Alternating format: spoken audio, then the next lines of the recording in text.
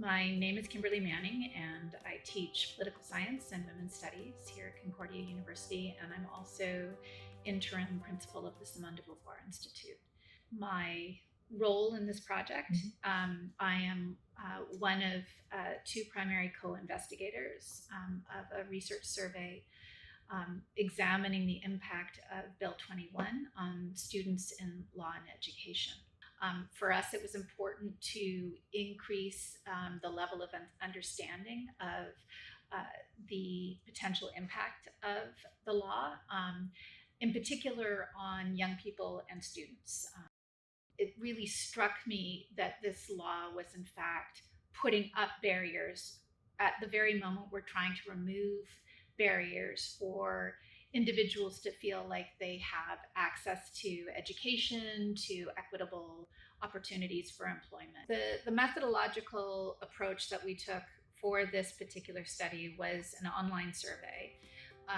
And we disseminated the survey primarily through contacting student associations at institutions of higher education across by law, we're not allowed to approach students directly or to have the institutions themselves contact students for a study of this nature. As a consequence, had to go through the student associations. But in fact, although McGill had the highest number of respondents, the University of Montreal had the second highest, and then Quebec, and then I think UQAM following that. So I think that was actually a pretty good outcome. But we also found that the vast majority of respondents were from Montreal as opposed to other parts of the province. The majority of respondents were based in Montreal, and in some ways, in many ways, that's not surprising because the majority of people, and particularly hijab-wearing women, reside in Montreal or the greater Montreal area. And I would say one of the important contributions of the study is that it did give a focus on the populations that are most impacted by the law. The main findings of the survey are, first of all, that among those who wear religious symbols, that there was a much higher percentage of those who have experienced discrimination since the passage of the bill. Second, the survey showed that for students who wear religious symbols, but also for people who are closely affiliated with students who wear religious symbols or community members who wear religious symbols, that there is a disruption of careers, but also of residencies. So there is either a strong inclination or actual planning to leave the province so that they can pursue their desired career or so that they can support a family member. And for that reason, it felt like it was really important to be able to underscore how this law was impacting members of our society. With respect to the impact on education and the future of education in this province, one of the expectations was that, in fact, we might see an impact on students who are studying to become teachers in the province. And it is important to note that there was a particular, a higher percentage of individuals who were surveyed who wear a religious symbol, who reported that they are either going to be changing their careers or might be leaving the province as a consequence of the passage of this law. And that's really striking at a moment when we sorely lack educators and actually need to be swelling the ranks and not diminishing them. So we were looking to try and better understand what, if any, any impact this law was having, and trying to understand, was that impacting young people, students who wear religious symbols more than students who do not wear religious symbols. And we think that that's important and should be a subject of future research, in part because the bill was touted by the government as a kind of impose consensus, like this is going to close the debate.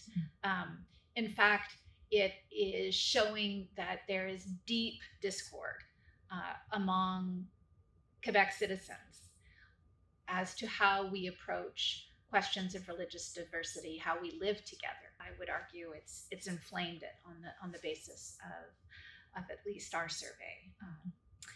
And in addition to that, I think that the survey also points to the fact that there is a great deal of diversity with regard to the understanding of what religious symbols are and who wears them and for what reason. We have a whole new generation of young people who are coming up and into the school system. We may see drops in the number of students enrolling, for example, in education and law.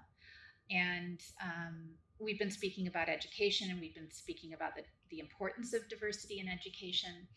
In addition, other findings include a drop in the perception of Quebec. And again, this is not across students from across the province, but among the 600 plus respondents to the survey. We know also from other polling that's been done that young people are much more likely to think negatively of Bill 21 than are older people. One of the interesting things is that we did see a much higher percentage of women responding overall than men. Over 70% of the respondents were women.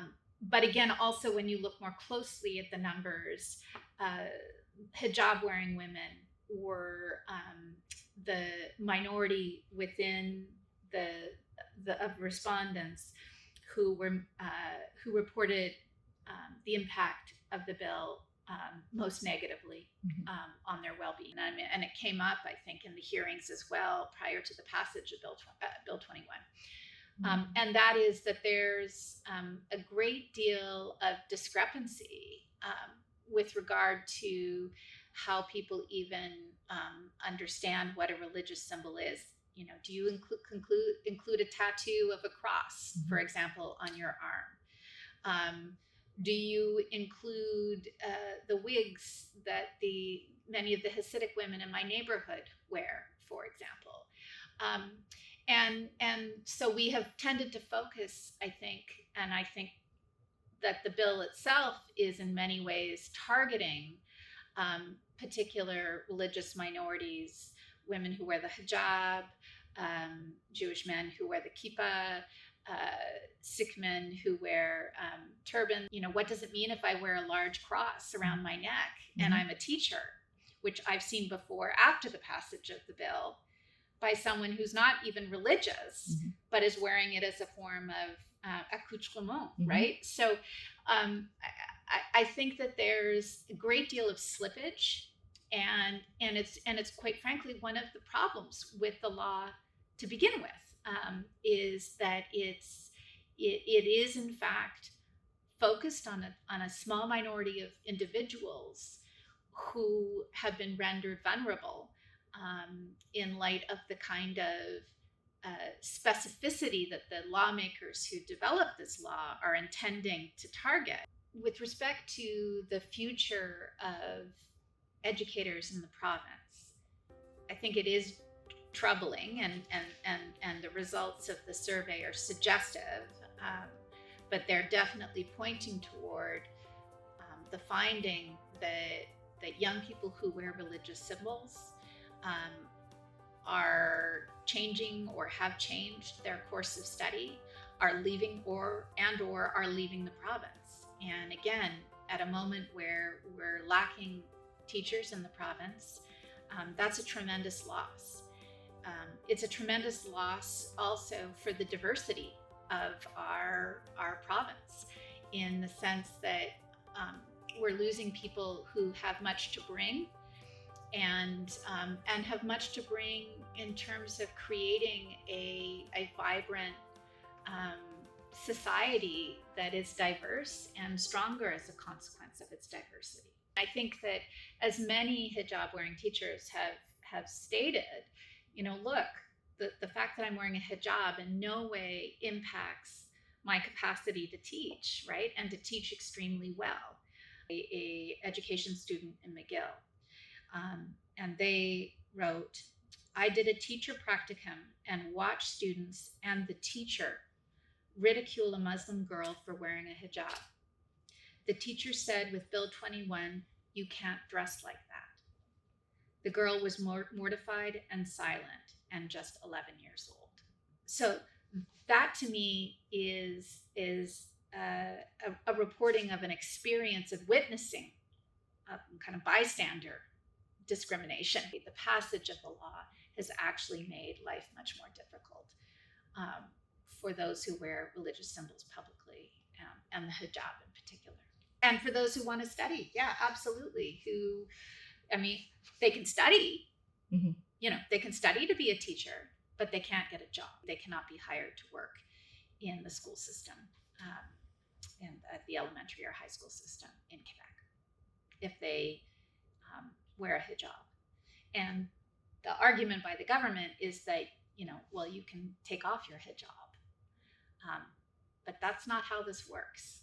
That's a direct abrogation of an individual, and in many cases, a woman's right to choose how she adorns her body. I am concerned about what this means for a whole generation of young people and their capacity to pursue meaningful careers in a province that they've grown up in and love. And I think that really looking at the development of future research that can focus on and really give voice to young women as they're experiencing the world in Quebec since the passage of this bill, how it may have changed their lives and how they're organizing themselves in response. I think that is all well worth and very important research that needs to be undertaken.